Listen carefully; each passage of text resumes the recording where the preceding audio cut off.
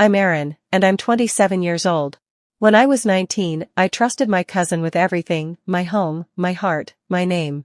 In one weekend, she destroyed my future and walked away smiling. I lost my college, my dignity, my freedom, while she became an influencer. But I didn't scream. I didn't chase.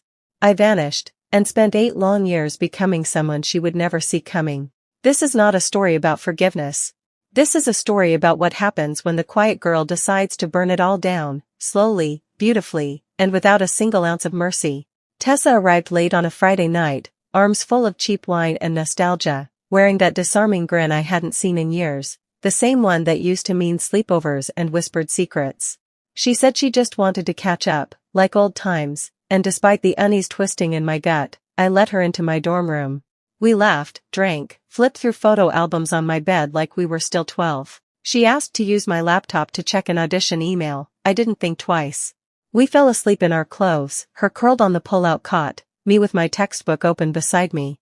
But when I woke up late the next morning, she was gone. My laptop was missing. My wallet, too. Confused, I tore through the room, convinced I was just groggy, misplacing things. But by the time I checked my bank account and saw the overdrafts, by the time campus security knocked on my door asking about inappropriate messages sent from my student account, the reality began to crush me like a tidal wave. She hadn't come to reconnect. She had come to erase me. The knock from campus security hadn't even faded before I was marched across the quad like a criminal, eyes burning from disbelief and shame. In the cramped office, a stern administrator scrolled through vile messages supposedly sent from my student email, racial slurs, threats, things I would never in a million years write. All of it linked to my login. I stammered, tried to explain about Tessa, but they barely listened. Within hours, my school ID was disabled, my dorm access revoked, and my scholarship frozen pending investigation.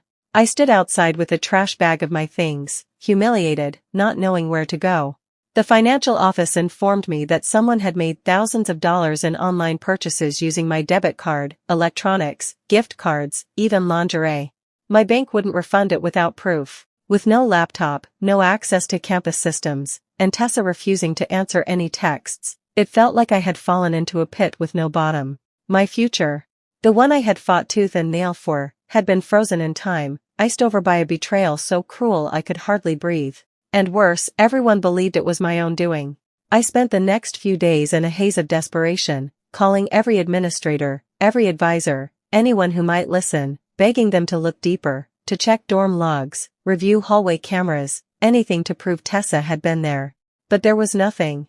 No digital trail, no witness, no record of her even stepping foot on campus. When I finally got a hold of her, she sounded shocked, concerned, said I was scaring her, claimed she hadn't seen me in months. Then she told my mother I was having a mental breakdown, that I was accusing people of insane things, and needed help. My mom, already shaken and confused, started to believe her.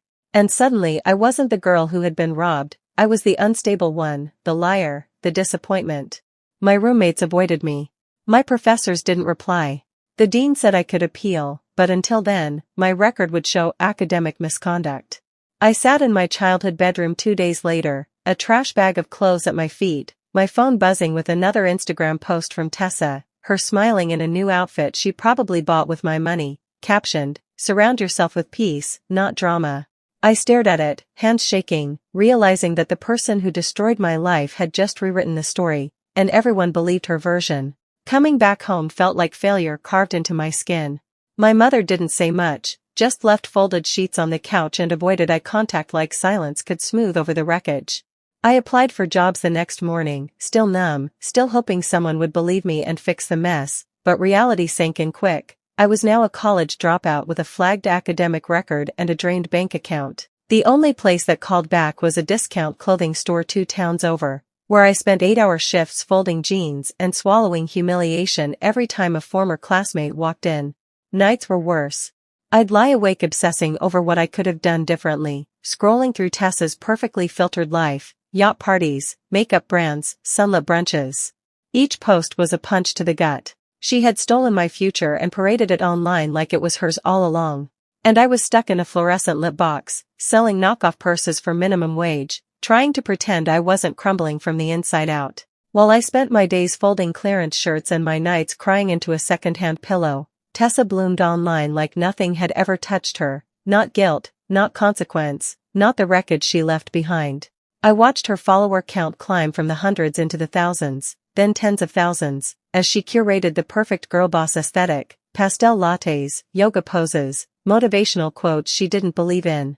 A modeling contract soon followed, then partnerships with beauty brands I used to dream about. Her face was on ads I couldn't afford to click, her voice in podcasts about manifesting your destiny. It was like she'd taken everything from me, my ambition, my future, my identity, and repackaged it as her own success story. And the world ate it up. Family members started tagging her posts, calling her such an inspiration, while I withered in silence, invisible. No one asked how I was doing. No one saw me. She hadn't just erased me, she'd replaced me, and no one even noticed the switch. It had been another exhausting day, a double shift, blistered feet, and the kind of tired that seeps into your bones, when I made the mistake of opening Instagram before bed. There she was, Tessa, grinning in some rooftop lounge, champagne glass in hand, wearing a silk dress that probably cost more than my rent. But it was the caption that did it: "Bad girls make the best women." #unapologetic. Something snapped. My breath caught, and for the first time in years, the tears didn't come. Just heat, pure, clean, dangerous rage. Not the chaotic kind that makes you scream, but the quiet kind that focuses you. I stared at that smug face for a long time, then tapped on her profile, scrolling through her lies with a kind of surgical precision. Every filtered smile, every fake charity event, every boss babe moment built on the bones of my stolen life. And somewhere between the fifth and sixth photo, I whispered to no one but myself, "She wants to be famous? Fine. I'll make her famous." That was the moment everything changed, not the night she ruined me, but the night I decided I'd return the favor. I sat there in the dark, phone still glowing in my hand, her champagne smile etched into my vision like a curse, and something inside me solidified, not hatred, not even anger anymore, but resolve, sharp and cold. I didn't know how or when, but I swore then and there, Tessa would pay. Not just in likes lost or followers gone, I wanted her to feel the exact weight of what she had taken from me, piece by piece, until there was nothing left for her to stand on. Revenge wasn't an impulse anymore. It became a goal. A future. Something to build toward. I started writing that very night, not threats, not rants, but a plan. I listed everything she'd ever done, every connection I could remember, every lie she'd told in front of our family. It was crude at first, raw and emotional, but it gave me a direction. I deleted my old socials. Burned the bridges that could tie me to the past. And in that darkness, I made a quiet promise to myself: she may have won the spotlight, but I would be the one to write her final script. With the plan rooted deep inside me, I knew I had to vanish, not just from Tessa's world, but from the one she had destroyed me in. I legally changed my last name, packed what little I had, and moved across the country to a city where no one knew my face or my shame. I enrolled at a small community college under my new identity, scraping by on night shifts and student grants, determined to finish what she had interrupted. Every move I made was deliberate: no social media, no contact with old friends, no traceable ties. It wasn't about hiding. It was about control. For the first time in years, I was building something she couldn't touch, couldn't poison. I cut my hair, changed my voice, walked with a straighter spine. The girl Tessa destroyed no longer existed. In her place was someone new, someone sharper, colder, and far more dangerous. I was no longer the shadow trailing behind her light. I was a ghost, and soon, I would haunt her. Rebuilding myself wasn't enough. I needed to be smarter than her, sharper than the system that once failed me, so I chose a major that would weaponize the very tools Tessa used to destroy me: media forensics. While other students just wanted to build careers, I was constructing a skill set, learning how to dissect metadata, trace burner accounts, track digital fingerprints that most people didn't even know they left behind. I interned at cybersecurity firms during the day and devoured textbooks at night, studying fraud cases, identity theft, and smear campaigns until I could see patterns in chaos like second nature. Every time a professor mentioned how easy it was to trace anonymous online activity, I thought of Tessa. Every tutorial on building dossiers or retrieving deleted files felt like sharpening a blade I would eventually slide beneath her perfect skin of lies. By the time I graduated, I didn't just have a degree. I had a roadmap, a new name, and the kind of invisible power that people like her never see coming. The countdown had already begun. She just didn't know it yet. With the skills in place and the mask of my new identity fully secured, I became what Tessa would never expect, her most devoted, invisible audience. I created anonymous accounts, burner emails, cloaked browsers, all to follow her every move online without leaving a single trace. I tracked her Instagram posts, saved her now-deleted stories, archived every brand collaboration, every hashtag, every sudden spike in follower count. I watched the false image she crafted, the humanitarian, the girl boss, the survivor, and cataloged the moments where the facade cracked, when she reused captions, when sponsors vanished quietly, when followers dropped for no clear reason. I built digital folders, timelines, spreadsheets mapping out her behavior like I was studying a case file. Because that's what she was now, a case. An unsolved crime in motion. And as I collected every inconsistency, every brag, every subtle lie she told the world, I didn't feel anger anymore. I felt focus. Cold, precise, unshakable. She had no idea that her most loyal fan was also the one holding the match, waiting patiently for the right moment to strike it. It was a small, stupid thing, the kind of careless detail only someone like Tessa would overlook, but it unraveled everything. I was reviewing her latest brand partnership post when I noticed the email on a sponsored contact form she'd accidentally left unblurred in a now-deleted story. My breath caught. It was the same email she used years ago, the very one tied to the fake PayPal accounts, the GoFundMe scams, and the stolen purchases made in my name. Most people recycle usernames, but she had no idea I'd been waiting for that slip-up. I plugged it into data breach repositories, social trackers, even old receipts I had painstakingly preserved from the aftermath of her betrayal, and suddenly, doors started opening. Burner accounts linked by forgotten recovery emails.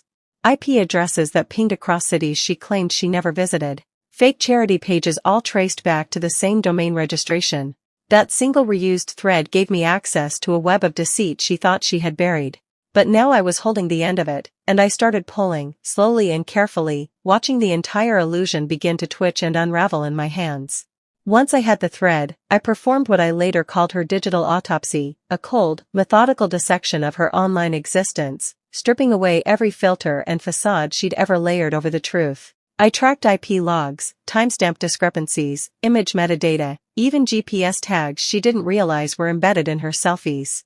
I built graphs connecting usernames, patterns in post timing, and financial transfers between fake accounts.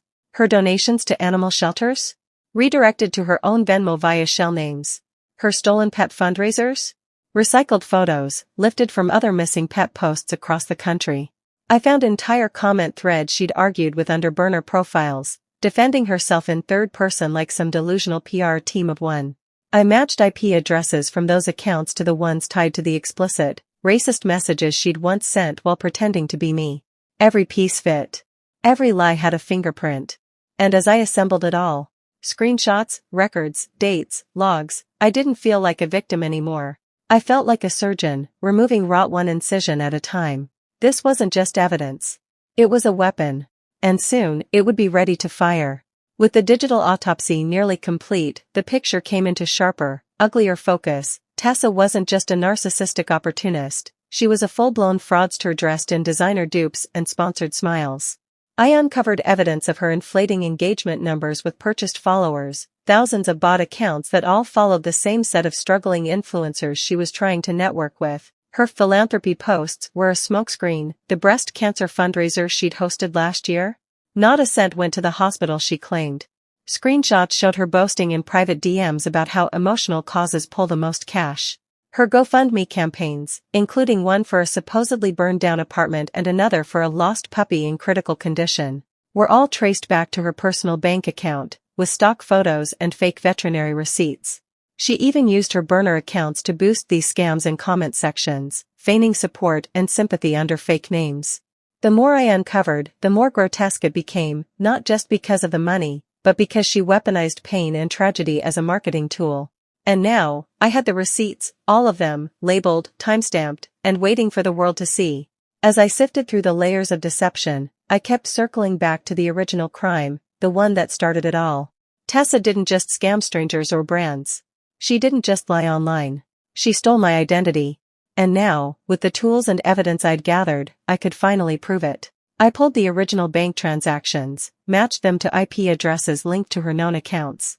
I found the device ID that accessed my student portal, the same one that created her burner Instagram. The porn site charges, the online boutique splurges, even the racist emails sent in my name, all of it tied back to the same fingerprint she thought she'd wiped clean. But the final piece was almost poetic, a recovery email she had linked to my stolen student account, buried in the back end of a burner profile, still live, still traceable. I documented everything, side-by-side timelines, behavior patterns, digital timestamps, and forensic signatures. And when I looked at the complete picture, it hit me like a slow exhale. She hadn't just taken my future, she'd worn my skin, paraded my ruin as madness, and sold it for sympathy. But now? I had stripped her mask down to the bone. The real identity thief had just been unmasked, and soon, the world would know exactly who she was. When I finally closed the last document and saved the final draft, I stared at the screen for a long time, 97 pages, meticulously organized, each line pulsing with the weight of every lie, every stolen dollar, every piece of my life Tessa had twisted into her own success. I called it the dossier, not out of flair, but because it felt like a weapon, sleek and loaded, built for a single purpose, destruction. Inside were timelines of scams, metadata analyses, payment trails, burner profiles cross-referenced with IP logs, and screenshots arranged to paint a picture so clear that no amount of influencer spin could bury it. I had even included annotated side-by-sides of her fraudulent GoFundMe campaigns and the original posts she had stolen images from, with verified links for verification. The closing section detailed my own case, how she'd stolen my identity and wrecked my college life, and backed it with official school records, my old suspension letters, and the fresh forensic data that tied it all together. It didn't feel like vengeance. It felt like justice, sharpened into a report. And now, after 8 years in the shadows, it was finally time to load the chamber, and pull the trigger. My finger hovered over the trackpad for a moment, the cursor blinking like a heartbeat next to the first email address, her top sponsor, a wellness brand she'd been promoting for months. Then, without hesitation, I hit send. One by one, I sent that 97-page dossier out like digital shrapnel, to every brand she was affiliated with, her modeling agency, the PR firm listed in her Instagram bio, even the college where she once faked a donation drive. I didn't stop there. I contacted 3 independent YouTubers known for influencer exposés, uploaded the evidence to an anonymous Dropbox with clear indexing, and sent the link to a journalist who had once written a scathing piece on social media fraud. Each message was short, professional, backed with attachments and timestamps, no emotion, just facts. By the time the sun came up, I had sent over 40 emails, each carrying a piece of the truth, each a silent explosion waiting to go off. I closed my laptop, heart calm, hand steady.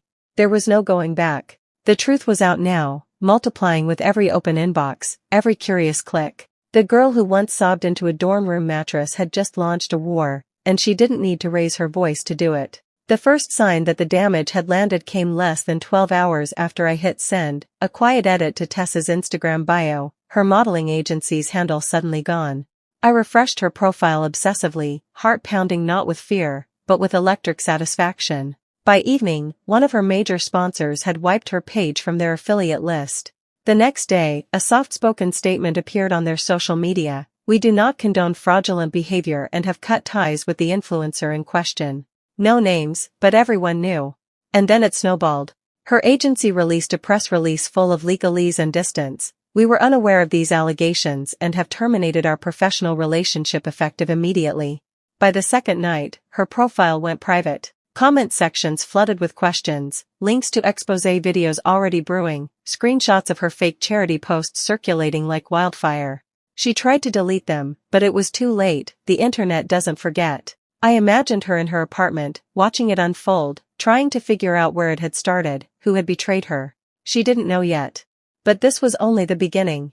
The first crack had appeared, and the whole structure was starting to shake. The collapse wasn't instant, it was a slow-motion implosion, unraveling in front of thousands of horrified followers who had once called her queen and icon. As more content creators picked up the story, the exposés spread like wildfire. YouTubers posted deep dives titled "The Fall of an Influencer," TikTok sleuths stitched together her lies with snark and receipts, and Reddit threads ballooned into viral investigations dissecting every inch of her fraud.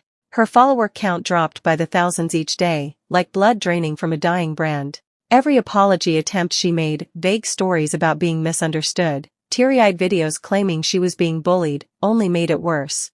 People weren't buying the act anymore. Sponsors weren't just leaving quietly now. Some issued public statements demanding reimbursement for fake impressions and breach of contract. Former friends came out of the woodwork, posting screenshots, exposing her manipulations, even accusing her of stealing from them too. Her once meticulously curated feed became a graveyard of deleted posts and turned-off comments. The perfect life she'd built from other people's pain was rotting in real time, and the stench was impossible to ignore. I watched it all unfold with cold clarity, the social death spiral she could neither escape nor control. And still, the real storm hadn't even started yet. Just as the internet began to feast on the ruins of Tessa's fake empire, a deeper ripple began to stir, the kind that didn't just trend for a day but rewrote narratives. A respected digital culture journalist, known for exposing influencer fraud, reached out to me through the encrypted email I'd created. She was cautious at first, but once she reviewed the dossier, especially the part about the stolen identity, the scholarship sabotage, and the racist messages sent in my name, her tone changed completely. She asked for permission to investigate further, and I agreed under one condition: anonymity. A week later, her article dropped, titled "The Influencer Who Built a Career on Stolen Lives." It wasn't just viral, it was damning. But the real shock came when, buried at the bottom of the inbox tied to that alias, I saw a message from the university I'd once been forced to leave. It was brief but staggering. "We'd like to speak to you about an urgent matter regarding a case previously closed in error." My hands trembled as I read it again. After all these years, after the shame and the exile, they were finally reopening my case. The same system that had once crushed me was now turning its gaze, and its guilt, on the girl who had stolen everything. And I wasn't done yet. The call from the university came 3 days after their email, and for the first time in nearly a decade, I heard the voice of someone in authority speak to me with respect instead of suspicion. They had received the journalist's inquiry, reviewed the new evidence, and concluded what I'd known all along: I had been framed. They issued a formal letter of exoneration, removed all disciplinary marks from my academic record, and even offered to reimburse part of the tuition I'd lost. But it wasn't the apology or the money that made me pause. It was the fact that Tessa's lies were finally being undone by the same institutions that once believed them. Meanwhile, her downfall had moved beyond hashtags and headlines. One of the brands she defrauded filed an official complaint. A former donor from one of her fake GoFundMes threatened legal action. Rumors circulated that a formal investigation into wire fraud had begun, and though nothing was confirmed yet, I knew how it started. With that 97-page dossier. Tessa had always believed she could walk through the world untouched, charm first, consequence-free. But now she wasn't trending, she was unraveling. And every thread she tugged only tightened the noose. Her turn to fall wasn't just poetic, it was long overdue. I knew Tessa was cracking when I saw the notification: "Tessa is going live." I watched, heart still, as the camera flickered on, no filters, no ring light, just her in a messy hoodie with red, swollen eyes and the false confidence of someone trying to control a fire she started herself. She began with a shaky voice, trying to call the backlash a coordinated smear campaign, but her words unraveled fast. She cried, real tears, or good acting, I couldn't tell, rambling about being misunderstood, about haters trying to tear her down out of jealousy. But the comments section was relentless. What about the fake cancer fund? Explain the stolen pet scam. Why did your agency drop you? With every question she dodged, her face tightened, her voice cracked, and the tears turned frantic. Then came the moment that ended it all. She screamed, mid-sob, I never meant to hurt anyone, okay? I just needed it more than they did. The live ended abruptly after that, but the damage was already done. Clips of her breakdown spread across every platform within hours. Her confession, if you could call it that, became the headline. And I watched, not with glee, but with the cold satisfaction of someone who'd waited years to hear her finally admit it, even if only between screams and tears. After the disastrous livestream that turned her confession into a viral soundbite, Tessa did what most people do when the internet becomes a war zone: she ran. One by one, her profiles disappeared, first her Instagram, then her TikTok, and eventually even her LinkedIn, as if scrubbing her name could cleanse the rot left behind. Her website went offline overnight, redirecting to an empty page. But she was too late. The screenshots, the exposés, the stitched videos with captions like "this you?" They had already taken on a life of their own. People reposted her meltdown, analyzed her scams, and debated whether she deserved sympathy or prison time. Even the influencers she used to collab with publicly distanced themselves, dropping statements like lead weights, "We do not condone fraud." I didn't post anything. I didn't comment. I just watched her silence grow louder. The girl who once craved constant validation had no mirrors left to look into, and no audience to fake it for. She had vanished from the spotlight, but her shame lingered like a shadow cast across the entire internet. And I knew, this wasn't just a fall from grace. This was exile. It came late at night, weeks after Tessa's disappearance from the digital world, a message request from an unmarked, private account with no profile picture, no posts, just one follower.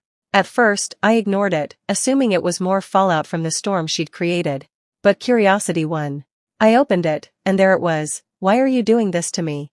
No name, no signature, but I knew. The same melodramatic phrasing, the wounded victim tone she'd always used when consequences finally caught up. It didn't surprise me. What surprised me was how flat I felt reading it, not angry, not vindicated, just done. She had expected me to respond, to offer her closure, maybe even forgiveness. But there was nothing left to say. I didn't delete it. I didn't block her. I simply left it there, unread again. Because this wasn't about revenge anymore. It was about truth, and I had handed her a mirror. She just couldn't stand what looked back. She reached out from the void expecting pity, but all she got was silence. The same silence I once lived in.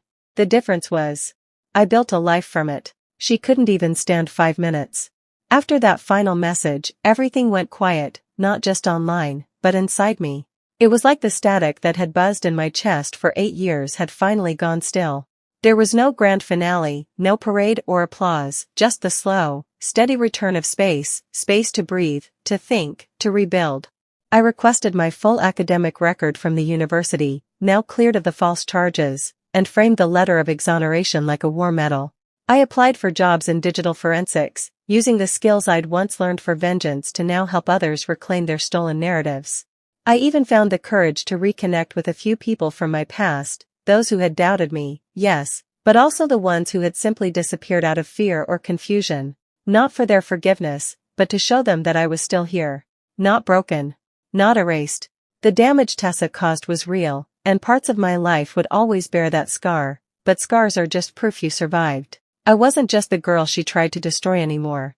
I was someone I built with my own hands, out of ashes and steel. And for the first time in years, I wasn't looking over my shoulder. I was walking forward. Rebuilding wasn't glamorous, it wasn't a montage of glowing mornings or poetic rainstorms. It was slow, private, and sometimes painfully ordinary. But there was power in that. Power in waking up without dread, in walking into interviews with credentials no one could question, in smiling at a mirror and recognizing the woman staring back. I had changed my name to escape the wreckage, but now, I wore it like armor, not a disguise, but a declaration that I had crafted my identity, not inherited it. Every success felt quieter than the chaos I had survived, but deeper too, rooted. The fire that once hollowed me out had forged something harder beneath the surface, resilience, clarity, purpose. And while I never broadcasted my story or tried to reclaim a spotlight, I carried the full weight of what I'd endured like a second spine. Tessa had left me in ruins, but she also taught me how to survive betrayal, how to turn pain into precision. I was no longer the girl in the shadows. I didn't need revenge anymore. I had something better, my life, on my own terms, and a fire still burning, not for destruction this time, but for becoming. Even as I moved forward, there were days when the silence of the people who once stood beside Tessa echoed louder than her betrayal ever did. It wasn't just what Tessa had done, it was how easily others had believed her. Professors who dismissed my pleas, friends who ghosted instead of asking questions, my own mother who once whispered, "Maybe you just need help, sweetheart." Their abandonment hurt in a different way, not violent like Tessa's actions, but corrosive, subtle, lingering. For years, I told myself they didn't know better, that they were misled. But now, with distance and clarity, I saw it plainly, they had chosen convenience over discomfort. It was easier to believe the charming blonde cousin than the girl unraveling under the weight of what had been done to her. And as I stood in the life I had rebuilt, I didn't seek their apologies. I didn't want closure. I just wanted truth, and I had already given it to myself. One by one, I mentally released each of them, not as an act of mercy, but as a severing. Their loyalty had always belonged to a lie. Mine now belonged to myself. It had been months since the world had heard from Tessa and just as long since I'd thought about anyone from that old life, until an email popped up with a subject line that made my breath hitch. I think I owe you the truth. The name was familiar, jarringly so, Mariah, one of Tessa's oldest friends, someone who had testified to my supposed breakdown when the university questioned me. I opened it cautiously, expecting deflection or justification, but instead found paragraphs of something unexpected, remorse. She said she had known something was off, that Tessa's stories never added up, but she'd gone along with it because it was easier, because standing up to her meant losing her own place in their world. We all played along because we were scared of being her next target, she admitted. She wrote about watching the exposés unfold, about recognizing things she'd ignored, the fake charity, the stolen photos, and realizing the full weight of her silence. She didn't ask for forgiveness. She didn't deserve it. But she gave me something I hadn't expected to receive from anyone who once stood by Tessa's side, an acknowledgement. A crack in the wall of complicity. And oddly, it didn't feel like reopening an old wound, it felt like stitching one closed. Not long after Mariah's message, I found myself going through an old external hard drive, the kind of task you only take on when the noise finally quiets down. I was organizing old backups when I opened a folder I hadn't touched in years, Dorm 2016. Inside were photos, videos, and saved chats from a life I barely recognized, study notes, birthday clips, blurry selfies of me and Tessa laughing in our pajamas, a recording of her singing off-key in the dorm kitchen with a wine bottle in one hand and zero shame. I stared at them for a long time, not with nostalgia or pain, but with a kind of quiet detachment, like watching strangers play out a scene from a story I used to tell myself was real. That girl, the one I was in those pictures, hadn't yet been shattered. And that version of Tessa, for all her flaws, hadn't yet crossed the line she could never come back from. These files weren't evidence anymore.